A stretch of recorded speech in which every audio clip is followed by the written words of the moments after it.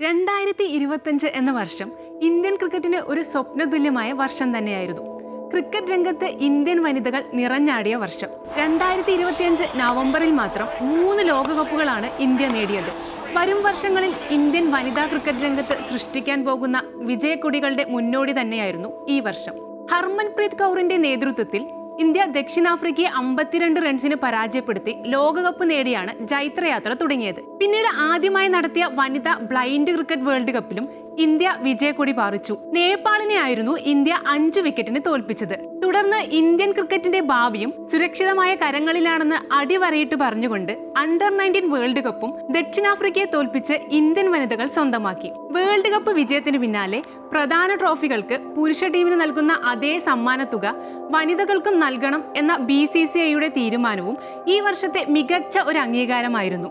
വ്യക്തിപരമായും വനിതകൾക്ക് വലിയ നേട്ടം കൈവരിച്ച വർഷം കൂടിയായിരുന്നു 2025. വേൾഡ് കപ്പ് സെമി ഫൈനൽ മത്സരത്തിൽ കരിയറിലെ 127 റൺസ് നേടിയ ജമീമ റോഡ്രിഗ്സ് ഓസ്ട്രേലിയക്കെതിരായ വിജയത്തിൽ പ്രധാന പങ്കുവഹിച്ചു. ഇന്ത്യൻ വനിതാ ടീമിനെ ആദ്യ ICC കിരീടത്തിലേക്ക് നയിക്കുകയും ഇംഗ്ലണ്ട് പര്യടനത്തിനിടെ നടന്ന T20 മത്സരത്തിൽ സെഞ്ചുറി നേടുകയും ചെയ്ത ആദ്യ വനിതയായിരുന്നു ഹർമൻപ്രീത് കൗർ. 2025 ഏകദിന മത്സരങ്ങളിൽ നിന്നായി 1362 റൺസാണ് മഹാരാഷ്ട്രക്കാരിയായ സ്മൃതി മന്ദാന അടിച്ചുകൂട്ടിയത്.